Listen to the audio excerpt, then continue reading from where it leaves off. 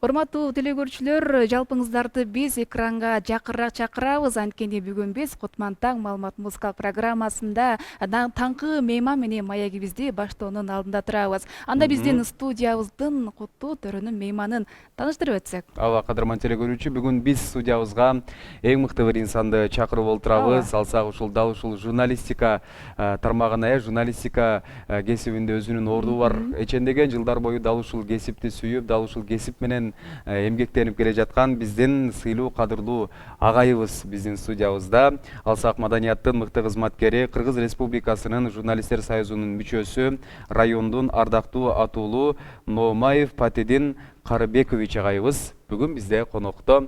Патидин агай, куш келипсиз. Кош келипсиз. Рахмат, күнүңөр куттуу болсун. Бүгүнкүдөй жайдын куттуу күнүндө силердин Кутман таңдын куттуу студиясында мейман болуп отурганыма ыраазымын. Силерге дагы чакыргандыгыңар үчүн чоң рахмат. Эң сонун. Кадырман телекөрүүчүлөр, агайыбыз алыскы ушул аскасы асман тиреген чоң алай жергесинен буйруса биздин Ордолоо шаарыбызга келип олтурат. Алсак агай, кандай болду да жумуштарыңыз эми? Эми жумуштар жакшы, жылдан жылга Кудай буйруса гезитибиздин финансылык абалы жакшырып баратат. Акыркы эле бир нерсеге токтолсом, быйылкы 2025 жылдын жыл жаңырганда бизде чоң кубанычтуу окуя болду. Себеби буга чейин биз Ош шаарынан 4 гана баракта райондук гезит чыгып келсе, жаңы жылдан баштап Бишкек шаарынан кадимкидей чоң типографиядан 8 беттүү болуп офсеттик ыкмада гезит чыгып келе жатат. Бул биздин чоң жетишкендигибиз деп ойлойм. Жакшы. Агайыбыз ушул 40 жылдан ашуун дал ушул журналистикага өмүрүңүздү арнадыңыз. Ал эми дал ушул райондук гезитте агай 25 жылдан бери негизи иштеп келет.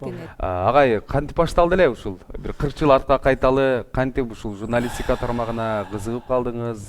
Журналистика тармагынын ичинен гезитти тандап алгансыз да агай? Ооба, эми сөз башынан болсун. Мына быйыл буюрса 40 жылдан ашуун өмүрүмдүн көбү ушул журналистика тармагында өттү. Ал эми райондук гезитте иштегениме быйыл 13 жылдын жүзү болду. Бүгүнкү мүмкүнчүлүктөн пайдаланып, мына ушул өзүмдүн өмүрүмдүн 40 жылын арнаган журналистика кесиби менен райондук гезиттин 25 жылдыгы туш келип отургандыгына дагы бир жолу өзүмдүн тагдырыма ыраазычылык айтамын.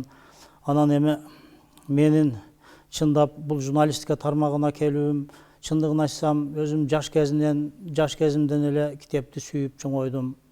Эсимде турат, биз бала кезде Манас Семетей Сейтек 3 жылтиги дайыма биздин үйдө болчу. Аны мен мал келди саздап келгенден кийин үйдөгүлөргө окуп берчүмүн. Анан кийин ал кезде силер билбейсиңер, республикалык гезиттер аябай көп нускада чыкчу эле. Анан ушу гезиттерди окуп отуруп өзүмчө кыялданчумун. Мен дагы ушундай гезит жазсам, мен дагы ушундай кызыктуу макалаларды жазсам деген. Эми жаштын тилегин берет деди. Мына ушул өзүмдүн кыялым акырында ишке ашты. Калп айтпасам 4-класста окуп жүргөндө Кыргызстан пионери деген гезит чыгат эле ал кезде. Ошол гезитке баягы мектеп окуучуларынын совхозго таш терип жардам бергендиги жөнүндө жардам бердик аттуу алгачкы макалам жарык көргөн да. Мына ошол макалам жарык көргөндө эми мен ушунчалык бактылуу болгонмун десең, ушу бүгүнкү күн дагы ал эсимден кетпейт. Ошол күндөн бери ушул тармакка байланып калдым, бу билбейм балдар. Эми ушундай экен, мезгил деген учкул экен. Байкатпай эле билинбей арадан ушунча жылдар өтүп кетиптир. Бирок чынын айтсам, мен бул кесиптен башка жака бара алмак эмес экенмин. Анткени ушул кесиптин тузу оор. Бул журналистика деген, өзүңөр жакшы билесиңер, бул өтө кызыктуу, ошону менен бирге эле жоопкерчиликтүү, анан ошондой эле татаал кесиптердин бири да. Бул журналист болуш үчүн бардык тармакты билиш керек. Ансыз сен эч кандай макала жаза албайсың. Анан мына ушул өмүрүм ушуну менен келатат. Мен өткөн өмүрүмө ыраазымын. Ушул журналистика тармагында агардым, көгөрдүм.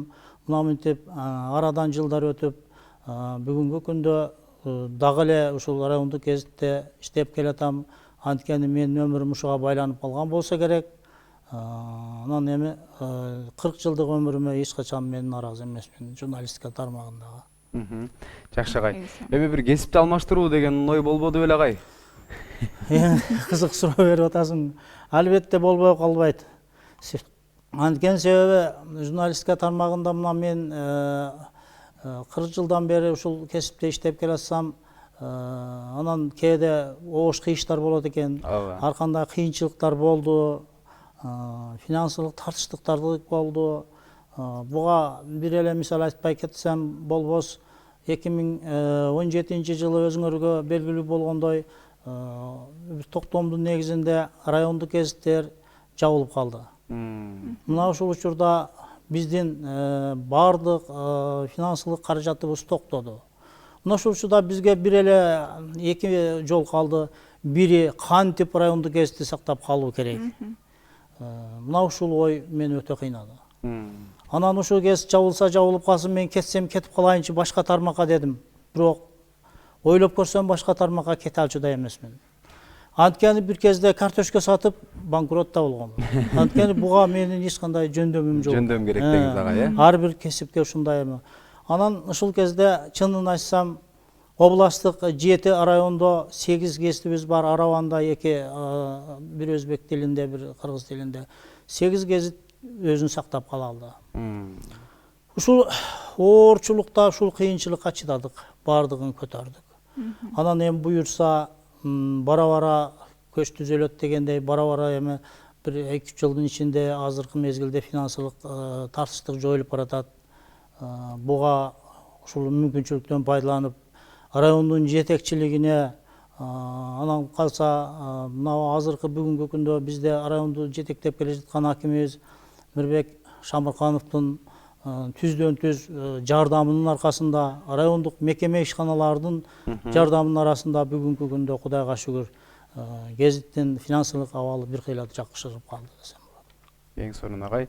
Эми дал ушул гезиттин басып өткөн жолдор агай, сиздердин учуруңуздарда эми 40 жыл мурун журналистикага аралаштым дедиңиз. Ошол учурда гезиттин эл тарабынан кабыл алынуусу кандай эле? Азыр кандай агай? Эми ал учурда чынын айтканда бир кезде маалымат каражаттары бул бүгүн эми интернет, телефон менен байланып калышты. Кезинде бул эң бир массалык маалымат каражатынын эң бир башкысы ушул гезит болгон. Эсимде турат, республикада канчалаган мыкты гезиттер чыгат эле. Мына ушул гезиттердин гезит дегенибиз менен мунун өзүнчө чоң проблемалары, өзүнчө түйшүктөрү бар да.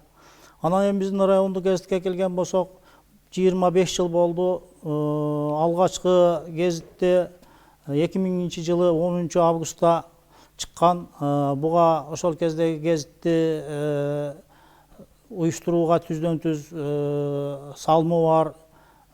Исакова Бүпөлдүн атын ысмын айта кетким келет. Мына ушундай кезде, ушундай оорчулук мезгилде дагы ушул гезит чыга баштаган экен. Анан эми кийин мен келгенде деле акыбал оор болчу. Бирок канткен күндө дагы бир аз республикадан бюджеттен каралчу. Анан жана жогоруда белгилеп кеткендей 2018 жылдан баштап өтө оор болду. Эми илгеркиге караганда, илгерки гезитти баягы эсиңерде болсо керек, карала турала болуп эме менен клишалар менен басып чыкчу эле. Азыр эми бир кыйла технологиянын жетишкендиги бизге чоң жардамга келди десем болот. Учурда эми гезитибиз мына Бишкек шаарынан чыккандан бери бул менин жүрөгүмдү өйтүп келген. Анткени канткен менен дагы гезиттин сапаты мыкты болуш керек. Ошонун негизинде Бишкек шаарында болуп, атайын кирбеген жерге кирип жатып, анан ошол финансылык жагын чечип, мына буюрса азыр гезитибиз башка гезиттерден калышпайт. Ушул жерден такталып кетсем, баягы күнү эле Бишкек шаарынан Алкул Осмонов атындагы китепкананын директору чалып атат. Ушунчалык алыскы региондо, ушундай алыскы чоң ылайда туруп, ушунчалык гезиттин ушундай сапаттуу чыгышы бизди да кубандырат. Мына сиздин гезитиңиз мына бизде Бишкек шаарындагы китепканада турат деп. Анан мүмкүнчүлүктөн пайдаланып дагы бир нерсени айта кетейин. Бул гезит деген бул тарых. Бул гезит ошол жерде болгон нерсенин бардыгын сактап тура берет. Ушул гезиттен мен ойлоймун бүгүнкү баягы интернетте деле мезгили менен пайдаланса болот, бирок гезиттин өзүнчө эмеси бар деп ойлоймун да. Ошол үчүн эми күндөн күнгө мен айтып эле келатам, бул ар нерсе өзүнүн мезгили менен өтө берет. Азыр кээ бирөөлөр айтат, гезит окулбай калды, тигиндей мындай деп. Жок, жаңылышат. Гезиттин өзүнүн окурмандары бар. Мен эл аралап жүрөм. Ошондо көрүп калам. Биздин курактагы жагындан кийинкилер азыр бүгүнкү күнү мына интернеттен уже көңүлдөрү кала баштады. Себеби бул жерде баягы такталбаган маалыматтар, ар кандай ушак, фейк деген бирдекелерди чыгара беришет. Бул жерден уже элдин көңүлү кала баштады. Ал эми гезит деген бул так маалымат, гезит деген тарых, гезит жашай берет. Анан дагы бир нерсени айта кетейин. Бүгүн эми мүмкүнчүлүк болуп калды. Мен жакында Өзбекстанга бардым. Өзбекстанга барсам, Өзбекстандын райондорунда кадимки баягы илгеркидей эле райондук гезиттер чыгып, финансылык жактан дагы каржыланып, ушундай окумуштар чыгып келатат. Демек деп ойлоп калдым, бул гезит эч качан жок болбойт. Мен буга ишенем. Бир кезде гезит кайрадан өзүнүн баягы калыбына келет, өзүнүн окурмандарын табат деп ойлойм. Жакшы. Эң сонун агай, негизи ушул гезитиңиз жөнүндө дагы да бир маалымат айтып өтсөңүз, агай кандай маалыматтарды чагылдырасыздар? Эми ушул райондо болуп жаткан иштер жөнүндө айтасыздар да, анан бир айда канча жолу чыгат агай, ошолор боюнча да айтсаңыз. Эң туура суроо бердиң. Эми гезиттин негизги вазифасы райондук гезит болгондон кийин бул райондун бардык жүргүзүп аткан саясатыны, райондогу жетишкендиктер, райондо ар кандай тармактар бар. Бүгүнкү күндө укмуштай биздин районубуз өсүп өнүгүүнүн үстүндө.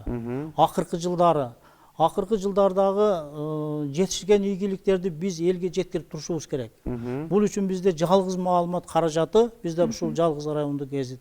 Демек биздин мойнубузда чоң жүк бар. Биз райондогу болгон жетишкендикти, ар кандай тармактардагы профилактикалык иш-чараларды, мисалы үчүн бардык тармактар, өрт өчүргүч бар, анын ичинде укук коргоо органдары бар, ушу кайсы эле тармак болсун, ушулардын жүргүзүп аткан ишини так, даана, туура элге жеткирип туруу, жана ошону менен катар эле профилактикалык иш-чараларды дагы кошо жүргүзүү деген маселе турат. Ушунун баарыны жеткирип туруу биздин вазифабыз. Районубуз Кудай буюрса күндөн күнгө өнүп өсүүнүн үстүндө турат. Буга биздин жетекчиликтин өзүнүн мыкты иштегендиги далил болуп турат. Мына жакында эле 1-сентябрда буюрса ачууда Бөкөнбаев атындагы мектеп укмушта эмеден көрүп жатсаңар керек. Жаңы мектептин ачылышы болот. Буга окшогон ийгиликтер, буга окшогон жетишкендиктер бизде күн санап, саат санап, мүнөт санап болуп атат. Ушунун бардыгын элге жеткирүү биздин вазифабыз деп ойлойм. Эң сонун. Эң сонун. Эми агай, менде бир суроо пайда болду. Шакирттериңиз жөнүндө айтсаңыз. Эми шакирттер өзүңөргө деле маалым, бүгүнкүдөй мындай оорчулукта, мындай финансылык тартыштыкта, анан жаштардын ошол журналистика тармагындагы бүгүнкү абалды көрүп турасыңар, өзүңөр жакшы билесиңер. Мына өзүңөр деле иштеп атасыңар. Бир жагына тартса, бир жагына жетпей жаткан мезгилде келе коюш кыйын экен. Келген күндө дагы бул журналистика деген өтө оор тармак. Бул айтканга эле оңой. Бирөө айтты эле, биз бир маалыматты бир күндө какшатып жатып, жарым күндө зорго жеткиребиз. Сиз кантип эле 8 баракты толтуруп саласыз деп. Эми бул үчүн чындап келгенде оор иш, жоопкерчиликтүү иш. Ар бир сөздүн артында инсан турат. Ар бир макаланын артында бир тагдыр турат. Мына ушулар болуш керек. Анан эми бүгүнкү жаштардан үмүтүбүз чоң. Анан эми барып калар деп атабыз, ойлоп калабыз. Анан сөзсүз түрдө бул журналистика жасаган эмгек эч качан жерде калбаш керек. Бул гезиттин ушунчалык деңгээлге келгенине канчалык эмгегибиз кетти, аракетибиз кетти. Анан эми ушуга фанат болуп калыптырбыз. Анан колдон келишинче дагы эмгек кыла беребиз. Районубуздун өсүп өнүгүшү үчүн биздин колдон келген эмгегибиз ушул. Рахмат районубуздун жетекчилигине, райондун ардактуу аты уулун берди. маданияттын мыкты кызматкерин берди. Журналисттер союзунун төрагасы жакында бизге 25 жылдыгыбызга келет. Ошондо республиканын мыкты журналисти деген наамды алып келатат. Дагы бир кубанычтуу кабарды айтып коеюн. Эң агай. Ушундай жетишкендигибиз, ушундай ийгиликтерибиз бар. Ушуну силер менен тең бөлүшкөнү келдим эле. Ушинтип студияңарга чакырып атканыңарга дагы рахмат. Эң сонун агай. Агай, редакцияда канча киши иштейт негизи? Мен муну дагы айтпай эле коеюн. Редакциядагы түшүнүктүү да ошондой эле. Жакшы агай. Өзүм редактор, өзүм кабарчы, өзүм дегенде бар финансылык тартыштык. Мынакей агайыбыз чыныгы универсалдуу журналист, кадырман телекөрүүчүлөр, жана айтпадыңызбы, бир гана ушул фанаттар калдык деп. Чындыгында өзүнүн кесибин дал ушул агайыбыздай болуп, өзүнүн кесибин сүйүп, кандай гана кырдаал болбосун, бир гана ушул кесип менен кете турган инсандарыбыз өлкөбүздө көбөйсө, демек биздин өлкөбүз дагы да болсо алдыга жылат. Негизи агай, шакирттериңиз жөнүндө айтып өттүңүз. Эми балдарыңыздын арасынан дал ушул тармакка кызыккандар барбы же баары эле? Балдар бул баары бир канда болот экен. Ооба. Ушу бардыгы даяр эле болуп калды. Айрыкча мына өзүм Ошто иштеп аткан мугалим кызым бар. Бул ушу азыр эле жаз десең баарын жазып салгыдай да. Анан эми өзүнүн кесиби мугалим экен, ошол мугалимди ушул Ош шаарында иштеп атат. Ушунда анан калгандары деле жазам десе ырды деле койбойт, баарын койбойт. Анан дагы бир жерден айта кетейин, менин чыгармачылыкта жазуучулук дагы жагым бар. Бул жерде бир аз кошумчалап кетейин. Жакында эле бир романымды Бишкек шаарынан Турар басмасына өткөрүп келдим. Буюрса китебим чыгып калат.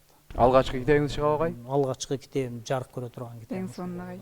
Жакшы, эң сонун. Эми таланттуу киши кайсыл тармакта болбосун таланттуу деп коет го. Анын саарында буюрса агайдын дагы китебин окуп калуу насип кылган болсун дейбиз. Агай, эми ыраазычылык айтабыз сизге. Ушул таң эрте келип, атайын алыскы Чоңалай жергесинен келип, мынакей биздин чакырыгыбызды четке какпай келип отурасыз. Дал ушундай кесибиңизге, ишиңизге дале болсо ийгиликтерди каалайбыз. Дайыма ушул жакшылыктын жарчысы болуп, райондо деги эле өлкөбүздө болуп жаткан жакшы жаңылыктарды эл менен бөлүшүп жүрө бериңиз. Сизге бир эркин микрофонду узаталы. Рахмат силерге. Дагы бир жолу чоң рахмат. Бүгүнкүдөй мына 40 жылдык өзүмдүн журналистикадагы 40 жылдык өмүрүмдү, анан райондук гезиттин 25 жылдык мына майрамы, мааракеси болуунун астында турат. Ушул мааракенин астында ушинтип силер студияңарга чакырып, аз да болсо мынтип маек курдук. Бул үчүн силерге, жетекчилигиңерге чоң рахмат. Анан эми мен мүмкүнчүлүктөн пайдаланып, районубуздун бардык атуулдарына, бардык тургундарына чоң ийгиликтерди каалайм. Буюрса мен оптимист элемин. Буюрса Чоңалай мындан ары дагы өсөт, өнүгөт, мыкты райондордун катарына кошулат деп ойлоймун. Дагы бир жолу силерге рахмат. Бар болуңуз агай. Кадырман телекөрүүчү, бүгүн бизде конокто маданияттын мыкты кызматкери, Кыргыз Республикасынын журналисттер союзунун мүчөсү, райондун ардактуу атуулу Номаев Фатедин Карыбекович агайыбыз болуп өттү. Биз болсо эфирдик сапарыбызды алга карай улантабыз.